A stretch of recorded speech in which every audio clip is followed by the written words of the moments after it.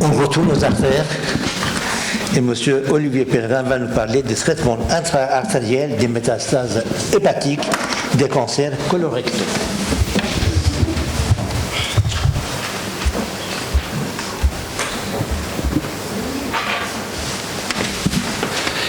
Monsieur le Président, je vous remercie. Merci de m'avoir invité donc à venir vous exposer cet aspect de la prise en charge des métastases hépatiques des cancers du côlon.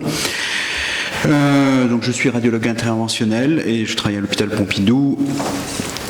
En termes d'introduction, donc le cancer du côlon, c'est une maladie grave et qui est encore très fréquente, avec une incidence très élevée et une mortalité, c'est le deuxième cancer en termes de mortalité.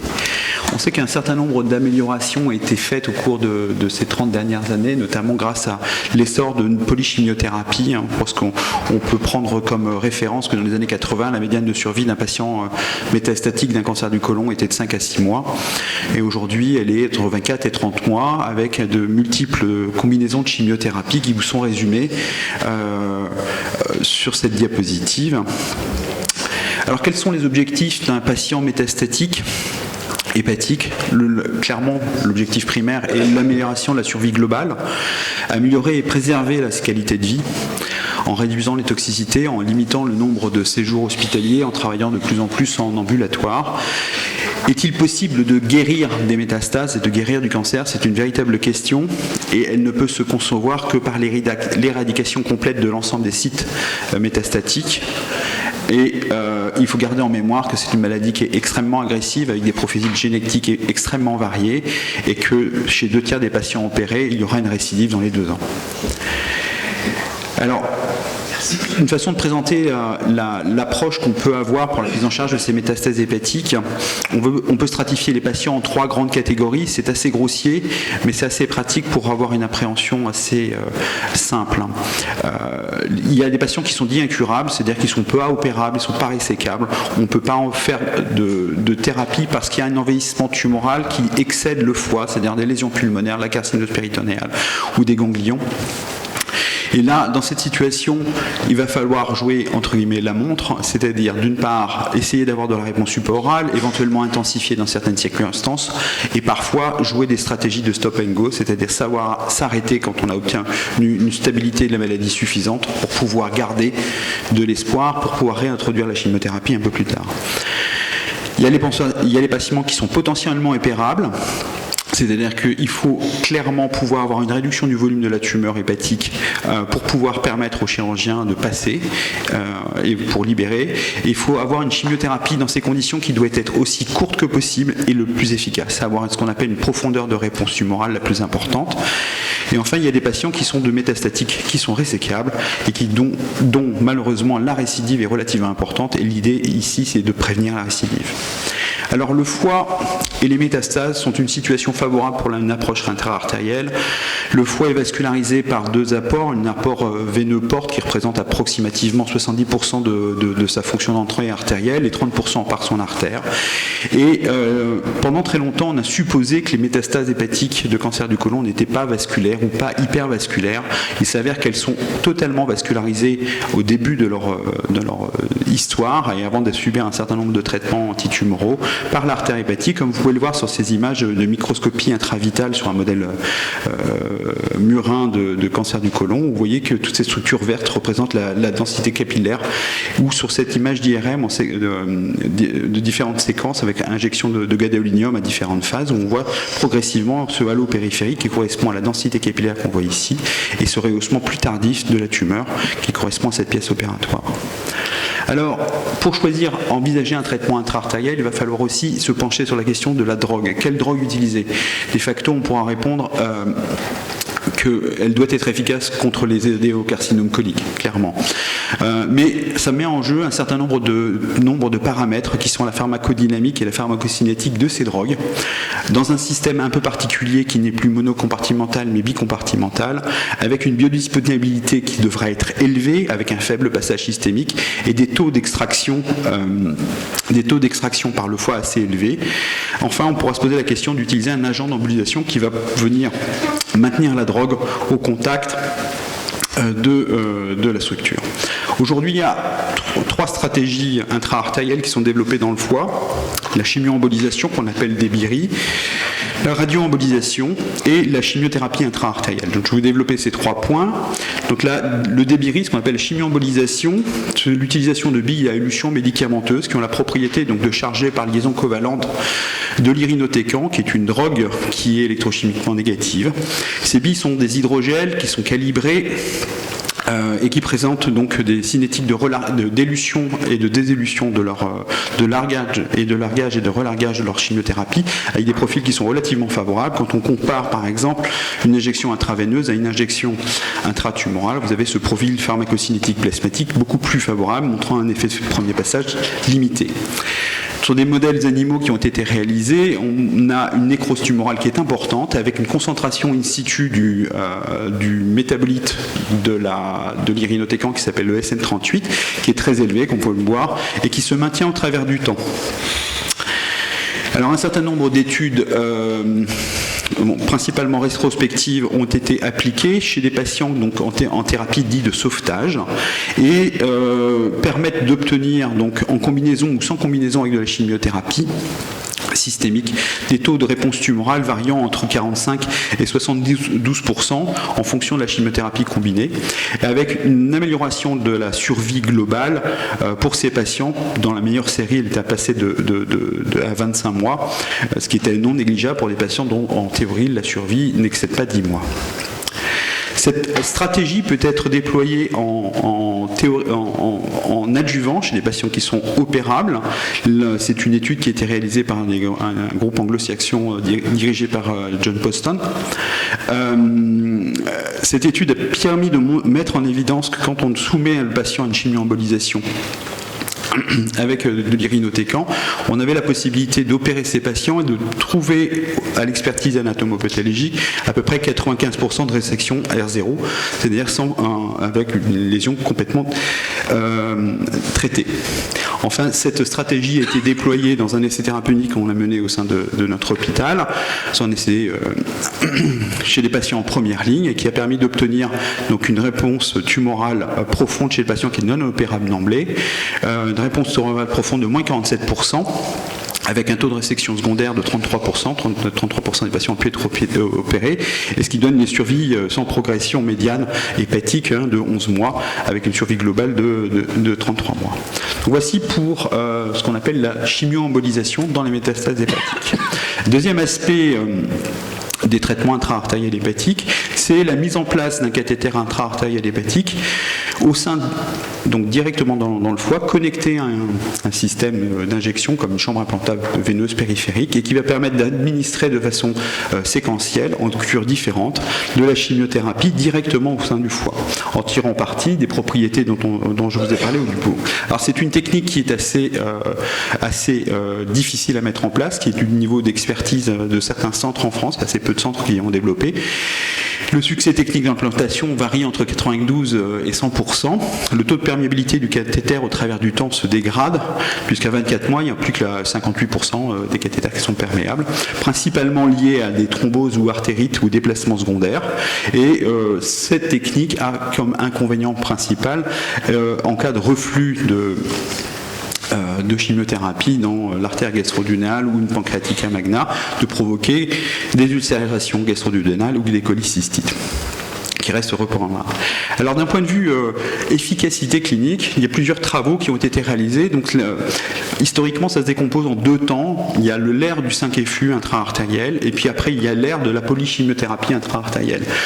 Donc en 2009, il y a une méta-analyse qui a été donnée, qui a été lancée avec le Cochrane système et qui montre clairement qu'entre la chimiothérapie intra-artérielle et la chimiothérapie systémique, il y a un gain en termes de survie sans progression hépatique, puisque c'est clairement en faveur avec un risque ratio de 2,26 en faveur de la chimiothérapie intra-artérielle. Cet aspect très favorable de la chimiothérapie intra-artérielle in situ au niveau du hépatique ne s'est pas complètement transmis en termes de survie globale parce que quand on regarde le hazard ratio, finalement il était à 0,99, ce qui n'est pas exceptionnel. On se serait attendu à avoir un meilleur impact sur la survie globale des patients. Cependant, cette première étape a été finalement un support qui a permis de continuer à développer cette approche qui est assez unique, assez rare, principalement développée en France et aux États-Unis, à New York, au MSK. Et on arrive maintenant avec plusieurs essais thérapeutiques qui sont en cours, et notamment un qui s'appelle l'Optilive. Donc là, c'est une polychimiothérapie intra-artérielle. Uniquement le cetuximab est injecté en intraveineux, et ce qui permet d'obtenir chez ces patients en échec thérapeutique après 1, 2 ou 3 lignes de chimiothérapie, une résection R0, R1 dans 30% des cas, une réponse objective de 40%, avec une survie globale médiane de 25 mois chez ces patients qui n'étaient pas traitables. Et pour les patients qui ont bénéficié de la chirurgie hépatique, la survie était passée à 35 mois contre 18 mois pour ceux qui n'ont pas pu bénéficier. Donc cette chimiothérapie intra-artérielle hépatique, c'est une option thérapeutique extrêmement intéressante pour les patients qui sont réfractaires à la chimiothérapie, qui ont des maladies hépatiques dominantes, avec un index de performance OMS qui est inférieur à 2, et avec une invasion hépatique limitée, enfin en tout cas inférieure à 50%.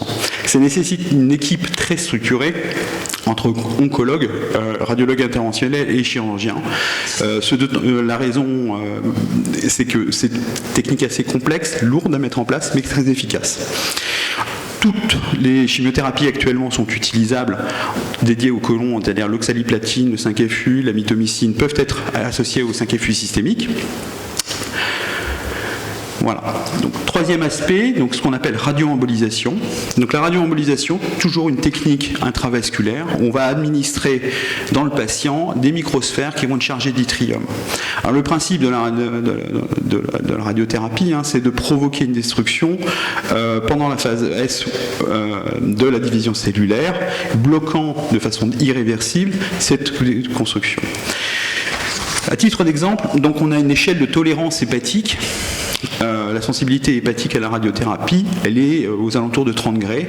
Et ce qu'on va utiliser pour faire ce qu'on appelle la radioembolisation ou l'irradiation interne et sélective, on va se trouver dans cette zone de dose entre 110 et 120, aux alentours de 120 degrés qu'on va délivrer. La méthode qu'on va utiliser, on va utiliser de l'yttrium, qui est un bêta-élément dont la demi-vie est relativement brève, 64 heures, et qui a une pénétration tissulaire très limitée, puisque c'est entre 2 mm à 11 mm, et la dose délivrée donc entre 120 et 150 degrés. Tout le jeu va être de calculer la dose à la tumeur, et pour ce faire, on a cet algorithme de présélection du patient, en supposant qu'on a un patient qui soit éligible au traitement. On va d'abord, dans un premier temps, procéder à un cathétérisme sélectif de l'artère hépatique, procéder à la monopédiculisation, comme vous pouvez le voir sur ces images, de l'artère gastro-duodénale qui est ici, de l'artère gastrique droite, soit en venant directement par l'artère hépatique gauche, ce qui est ici, vous la voyez là, ou soit en venant par l'artère gastrique gauche en suivant cette arcade. On va venir l'emboliser, et une fois qu'on a monopédiculisé cette artère, on va déterminer l'endroit où on va injecter des macroagréats d'albumine qui sont marqués EuTectinum 99 pour faire une simulation de notre traitement. Cette simulation va nous permettre de déterminer un plan de traitement où, en fonction de l'importance de la captation des macroagréats d'albumine par la tumeur et par le foie sain, on va arriver à déterminer la dose à délivrer, tout en sachant qu'on ne veut pas d'avoir de dose au foie normal supérieure à 20 degrés, et une dose à la tumeur qui soit de 120 à 150 degrés. On va également étudier le passage, le shunt hépatopulmonaire, qui est physiologique, qui doit être inférieur à 20%. Et enfin, on pourra traiter le patient en réadministrant ces sphères telles qu'on l'a choisi. Les résultats ont été principalement réalisés donc en dernière ligne de traitement chez les patients, qui permettent d'obtenir des survies à peu près comparables à la chimioembolisation, mais très inférieures au taux de chimiothérapie intra-artérielle, tel que j'ai pu vous le montrer, puisqu'on a des survies médianes qui oscillent entre 10 et 15 mois. Voici les meilleures séries avec un traitement de combinaison entre 5-FU et radioembolisation. On obtient une survie de 29 mois, mais c'est des patients qui étaient très peu lourdement traités par rapport à ce qui a pu être programmé, alors que dans ces séries-là, où on est avec des patients déjà très lourdement prétraités, finalement la survie médiane est de 10 à 13 mois. Alors, il y a une grande étude qui a été menée il y a maintenant 5 ans, qui vient d'être publiée, qui s'est intéressée à cette stratégie thérapeutique combinant une chimiothérapie Folfox, qui est on va dire, le doublé classique, plus ou moins BVS-Suvizumab, à la radioembolisation, contre le bras témoin classique. Ça a donné un avantage à la radioembolisation, plus la chimiothérapie systémique en première ligne de traitement aux patients. Avantage qui est aux alentours de 7 mois. En revanche, avantage qui ne s'est pas traduit en survie globale parce que effectivement les patients ont eu des progressions finalement sur d'autres sites métastatiques. Donc en conclusion de cette approche intra-artérielle, à partir du moment où on procède au diagnostic de maladies métastatiques de cancer du côlon, on a deux situations, les résécables, les résétales et les non résécables, et on peut envisager donc de proposer aujourd'hui un traitement intra-artériel dès la première ligne, éventuellement avec le chimio-embolisation par Debiri, comme je vous l'ai montré. On ne proposera pas par la radioembolisation puisque l'étude est négative. On pourra proposer, dans le cadre d'un essai thérapeutique que nous menons actuellement, qui est multicentrique en France, sur la chimiothérapie intra-artérielle, éventuellement sur une deuxième ligne avec cet essai thérapeutique. Et en troisième ligne, on peut proposer les 3 traitements. Aujourd'hui, notre préférence se fait clairement sur la chimiothérapie intra-artérielle qui nous donne les meilleurs résultats en termes de survie sans progression et de survie globale. Et pour les patients opérables, on a ces 2 essais thérapeutiques qui sont encore en cours et qui peuvent apporter un intérêt pour l'amélioration du patient. En guise de conclusion, je voudrais vous parler de l'avenir de thérapie par gène suicide. C'est un projet que je mène avec mes collègues de l'unité INSERM, c'est juste ici, de Jessica Sugman. Le concept est donc d'utiliser un gène qu'on va avoir modifié et on va transfecter ce gène dans des cellules souches mésenchymateuses. Et ce gène est capable de métaboliser du cyclophosphamide en ces métabolites actifs qui sont la moutarde phosphoramidée, et avec des propriétés de métabolisme qui sont 13 fois supérieures à ce que fait le gène wild type humain.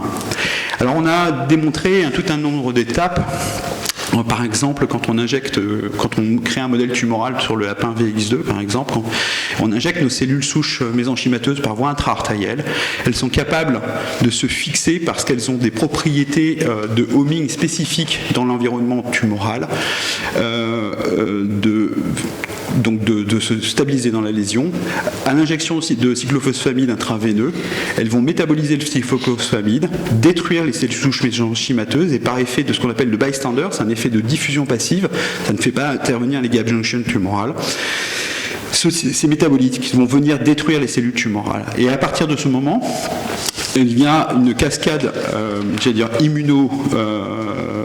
immunologique qui se met en route avec une dépression des T-règles, une stimulation des CD8 et la promotion de la mort immunologique, ce qui aura comme intérêt principal de prévenir la survenue de métastases ou éventuellement de traiter les métastases à distance. Alors on a fait un certain nombre d'expérimentations animales, et notamment sur le lapin VX2, qui est un modèle classique qu'on utilise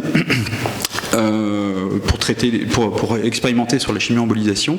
Et ce qu'on voit, c'est quand on compare cette chimio-embolisation classique à 28 jours sur notre lapin, on voit cette énorme tumeur qui n'a absolument pas réagi à la chimio-embolisation, contrairement à ce qu'on pourrait croire, avec une diffusion métastatique pulmonaire massive, et sur l'expertise anatomo-pathologique, une volumineuse tumeur avec un peu de fibrose, mais assez peu. Et sur nos animaux qui ont été traités par notre thérapie par gène suicide, on a une cicatrice tumorale avec une fibrose importante, quelques reliquats tumoraux inférieurs à 10%, et l'absence de diffusion métastatique. Donc cette nouvelle approche intra-artérielle est très prometteuse et prendra très certainement sa place prochainement, dans ces 2 à 3 ans j'espère, dans le traitement intra-artériel. Je vous remercie.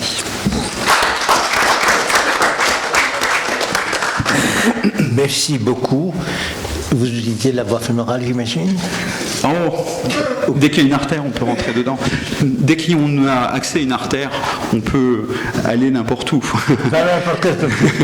Non, Est-ce que ça vous arrive de changer les cathéters en cours? alors, pour le cathéter intra-artériel de chimiothérapie, on le place en fémoral, c'est la meilleure voie et c'est la voie la plus sûre. Ça nous arrive de changer le cathéter quand malheureusement on est amené à le changer pour des raisons d'infection, qui sont l'infection la cause la plus fréquente. Le taux de succès de repose du cathéter est de 50%. Donc il est critique pour le patient. Il y a toute une éducation thérapeutique. C'est pour ça que je parlais vraiment d'une collaboration, d'un travail très serré entre les différentes équipes, y compris avec les paramédicaux, pour apprendre à gérer ces cathéters. Allez-y, s'il vous plaît. Merci Jean-Pascal, merci pour votre présentation. Un commentaire, une question. Le commentaire, c'est que j'étais un petit peu surpris par le chiffre que vous avez donné au tout début de votre exposé sur le fait que à 3 ans, 60% des patients vont récidiver. Moi, la notion que j'avais, c'était 50% de récidive à 5 ans.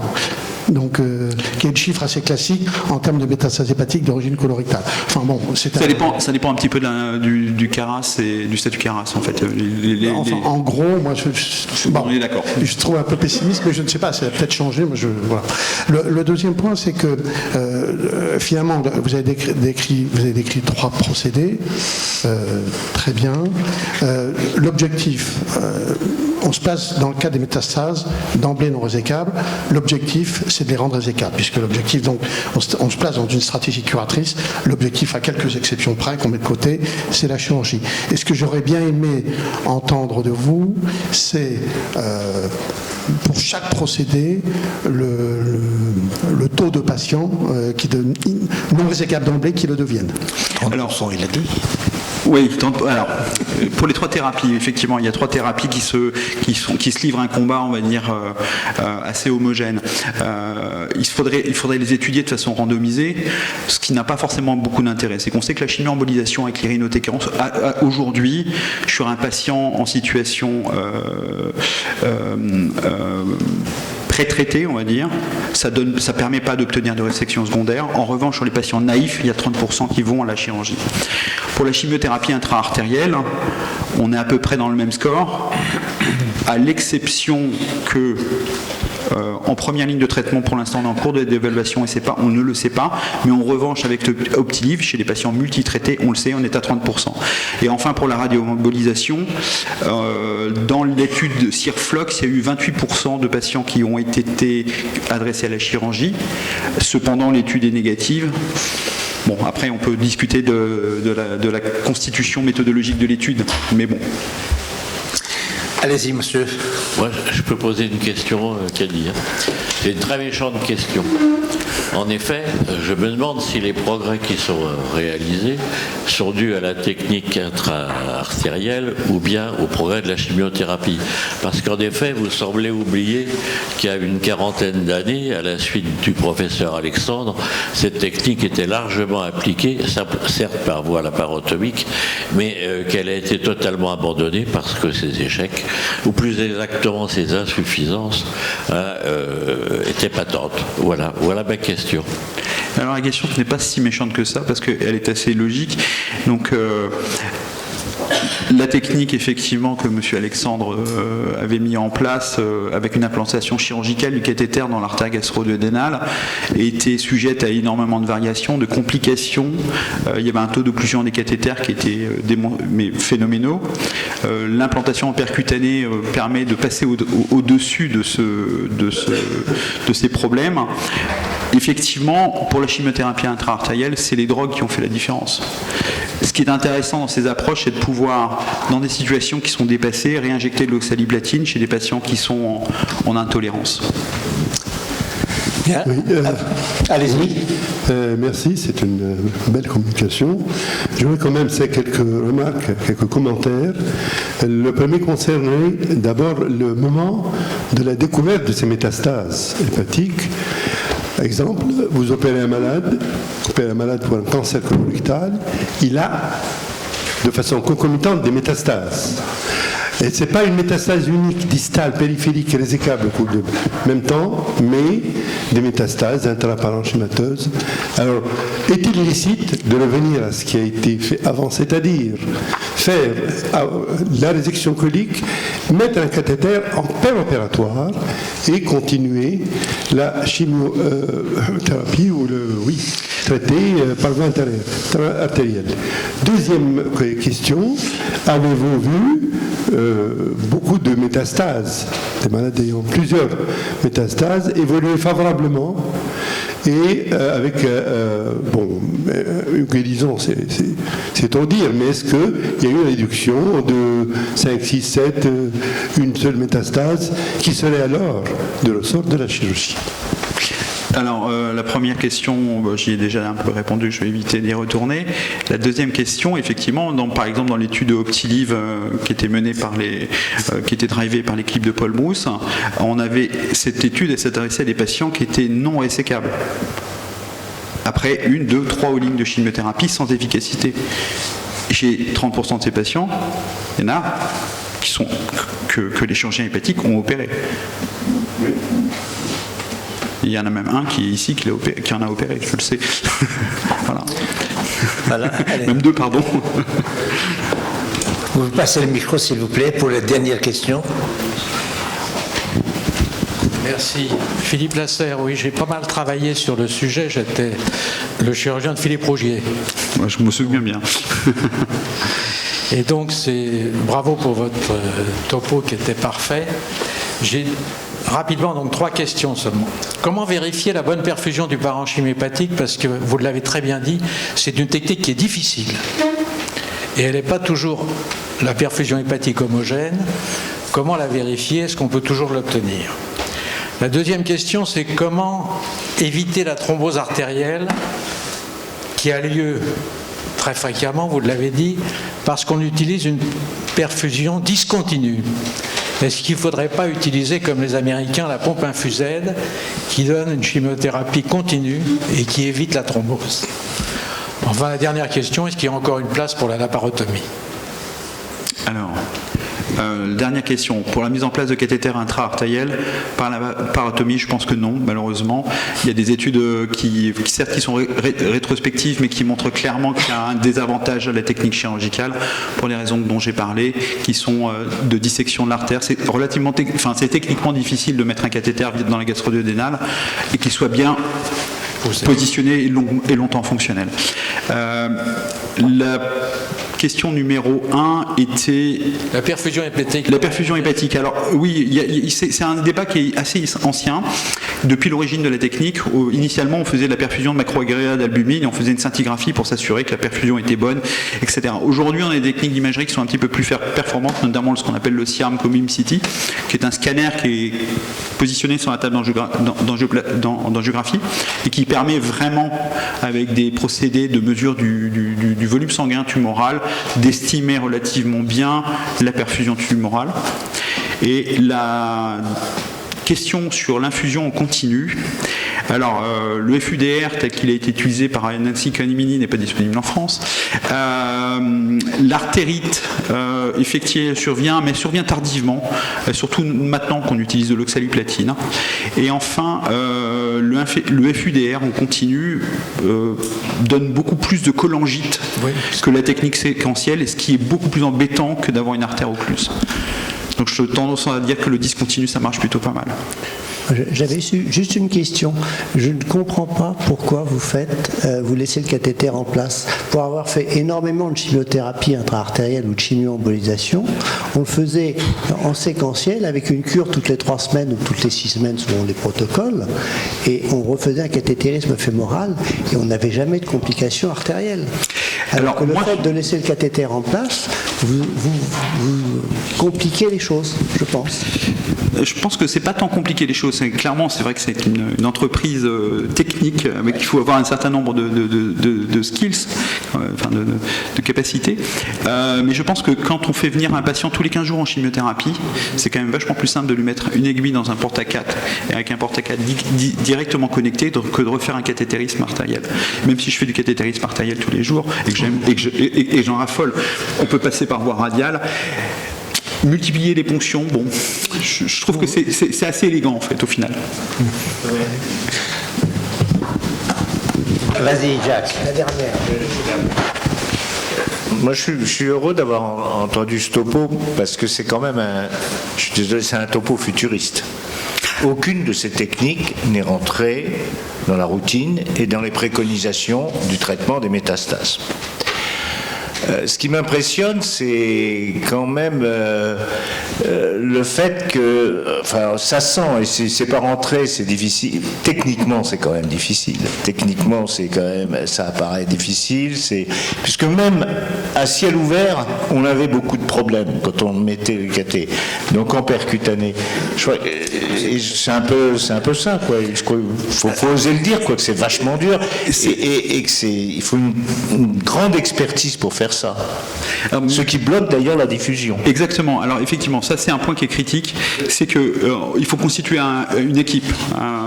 La courbe d'apprentissage pour apprendre à faire ce geste, c'est-à-dire qu'avec un expert et un fellow, c'est 1 an.